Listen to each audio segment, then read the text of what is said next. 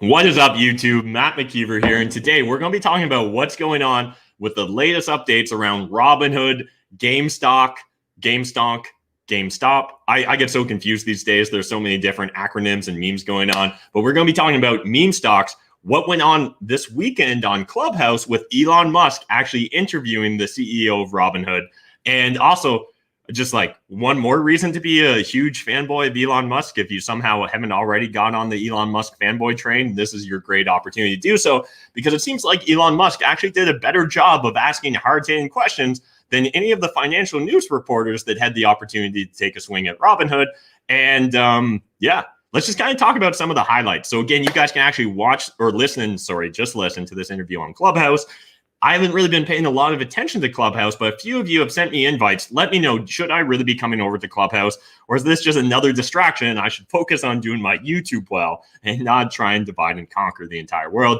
Let me know in that comment section if you guys are on Clubhouse and whether you think I should be joining as well. Let me know some of your favorite people to follow on Clubhouse. But the big story from this weekend is Elon Musk actually interviewed the CEO of Robinhood. So if you guys weren't paying attention, there's a lot of drama.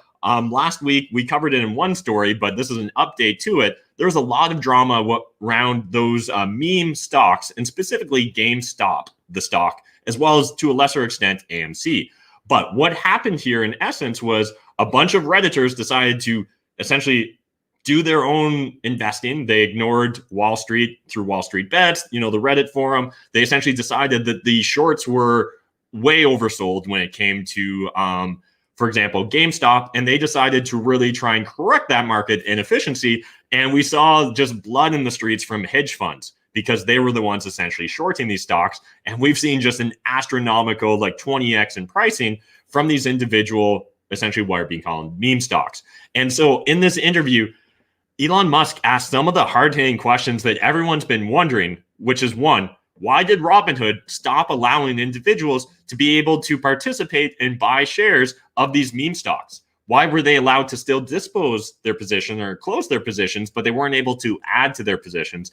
As well as, was this a gun to the head moment? Were they being forced to do this, or was this a choice of Robinhood? And what's going on with Citadel? And if you guys don't know about Citadel, I'll try and high level cover that. But again, it's one of the hedge funds that got really burned. They're actually a big participant and customer of Robinhood's. And there was a lot of people claiming shenanigans. So I don't know if you guys watch South Park, but when the carny comes to town, you can declare shenanigans. A lot of Robinhood users were declaring shenanigans on Robinhood and Citadel investments because something just didn't add up about how this all played out. So on this interview, the CEO of Robinhood did explain that they essentially were asked to cover some of the risk or mitigate some of the risk by putting up as much as $3 billion. For a company that's never even raised $3 billion, coming up with $3 billion is a very tough task for someone in Robinhood's position. As well, the CEO explores the idea that there's more than one company involved here. So again, it's important that we're talking about specific entities specifically with our language, but he really just explores how they were forced into this situation where they were going to have to come up with $3 billion. Eventually, they were able to negotiate, have conversations, walk their way back. And it sounds like they ended up having to come up with $700 million. Now, that in and of itself is interesting, how you can go from 4 times, or you can decrease 4 times the original amount. And all of a sudden, now we're risk fine. And essentially, Robinhood's now allowing you to actively trade in these stocks again, though there are some limitations the CEO mentions, but he doesn't get into specifics. So he touches upon the concept that, look, if you bring $100 billion to Robinhood and try and buy only GameStop, yeah, we're not going to allow that. But outside of some of these crazy scenarios, everything else for 99, I think he said 99.9% of his users, they're not going to notice anything different.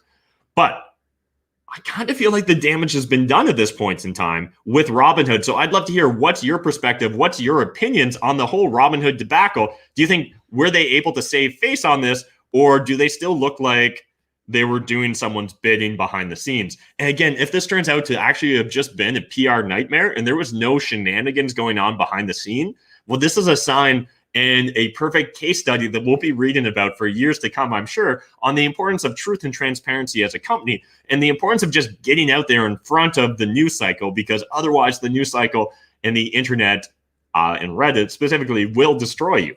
And so I think it's really unfortunate if either way, doesn't matter how you slice or dice this. I think Robinhood's in a very tough position. I wouldn't want to change spots with their CEO, but I think one thing that's still going to frustrate a lot of Redditors and a lot of Robinhood users is there's been no real apology.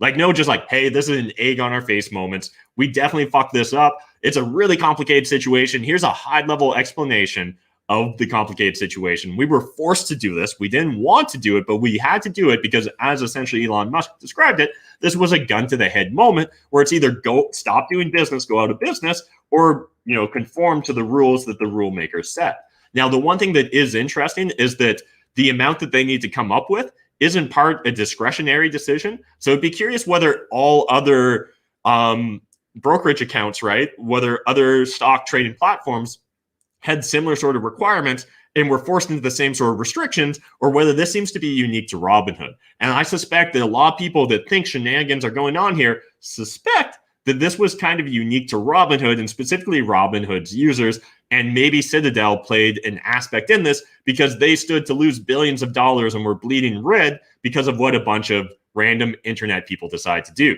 Now, there's even more to the story, right? The David and Goliath story. There's the freedom of information, insider trading versus public trading. There's so much here. I don't have nearly enough time in one quick little update video, but I would love to get your thoughts, your opinions on what's going on in Robinhood. And let me know, do you think, is this a big deal? Do you think, is this going to even cause more chaos in the financial markets? Will we see more communities, whether on Reddit or other platforms, fighting back against the large traders? Or will we see a huge swath of new rules and regulations come in from regulators and governments to make sure that David can never go after Goliath again? I'd love to hear your thoughts, your comments, and your opinions, because this is absolutely a complicated situation. I don't have a silver bullet answer, but if you do, share it in the comments and I'd love to read it. So appreciate you guys taking the time to watch this video. If you got value from it, smash that like button, hit subscribe if you're new to my channel, and let me know if you listened to the Clubhouse interview and what your thoughts and opinions were in regards to that interview. And should Elon Musk now not only become the guy that solves our car problems, solves our space problem, solves our electricity problem, and solves our internet problem, should he also just be solving our journalism problem? Let me know in the comment section down below, because I'm totally on board for Elon Musk for emperor. Thank you guys, and we'll see you in the next video.